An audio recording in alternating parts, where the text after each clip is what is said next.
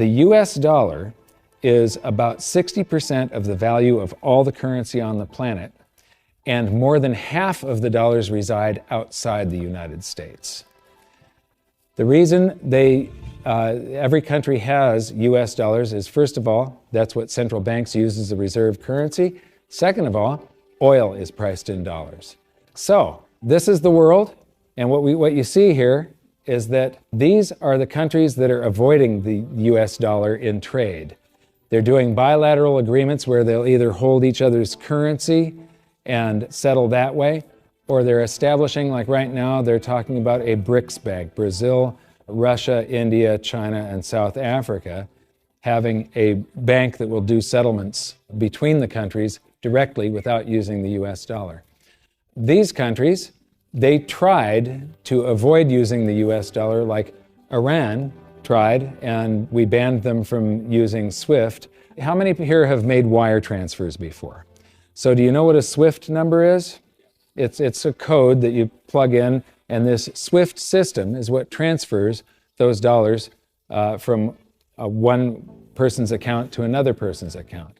Well, Iran decided that they were going to sell oil only in euros. They got banned from SWIFT. But there's countries right now coming up with a replacement for SWIFT, and it doesn't use the dollar. It's the SUCRA system. And Iraq started selling oil for euros. In Libya, they were talking about creating the gold dinar and selling oil for gold. So those are the countries that are trying to use something other than the dollar. And then you've got physical gold accumulation. I'll show you later that China is accumulating an immense amount of gold, but all the countries with an up arrow, that's gold accumulation. Then we have gold repatriation. Germany has been asking for their gold back, and they're getting it. Venezuela has repatriated their gold from the Bank of England. And then if we put this on a timeline, here's the nails in the coffin for the dollar standard. This is my evidence that I think is proof that the death of the dollar is coming, and it's coming shortly. Nixon ended Bretton Woods, and we went on the dollar standard. Then the first nail in the coffin is Iraq sells oil in euros.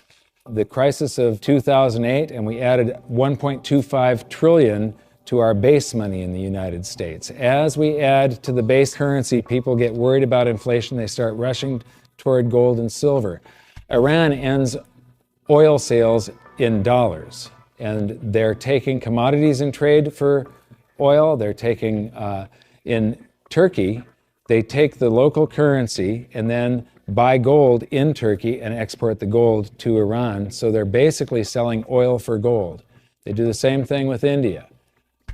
QE2, quantitative easing, that's more currency printing in the United States. Libya, China and Russia bypassed the dollar. They did a bilateral trade agreement where they hold each other's currency, and they do direct debt settlement without having to wire transfer US dollars. Chinese president just recently said that the dollar as the world's reserve currency is a product of the past. Utah recognized silver and gold as money. China and Iran bypassed the US dollar with a bilateral trade agreement.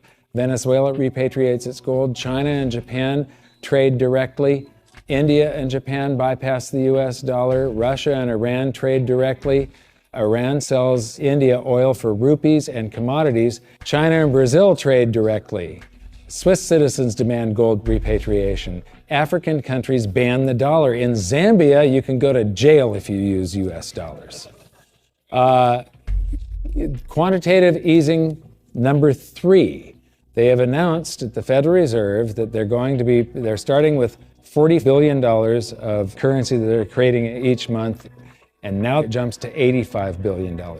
That's more than $1 trillion a year. And remember, it took 200 years to go from no dollars to 825 billion, and now they're going to create $1 trillion every year. Iran trading energy for gold. Singapore removes tax on money. Germany repatriates 150 tons of gold from the New York Fed. The citizens of Netherlands demand gold repatriation. Ecuador repatriates part of its gold reserves. Austrian citizens demanding gold repatriation. China acknowledges fundamental market shortage of gold. And now, the Fed is increasing the rate of printing. I said from 40 to 85 billion every month, just over $1 trillion per year. So those are the nails in the coffin for the dollar standard. And if you noticed, they're all speeding up and they're all happening right now. You don't have a whole lot of time. And if you wait too long, then the opportunity is gone. So these are changes in Chinese holdings. They are accumulating gold. They are getting rid of U.S. Treasury bonds. This is gold held in China. The green line is the cumulative gold. That's on this side, this scale. So it's gone from about 700 tons to almost 6,000 tons. And the past couple of years here, they have ramped up their buying. They know that the dollar standard is coming to an end, and they are protecting themselves. And you're probably going to see gold-backed renminbi someday, the yuan. This isn't going to be pretty when it happens. I am not an end-of-worlder or a doomsday guy.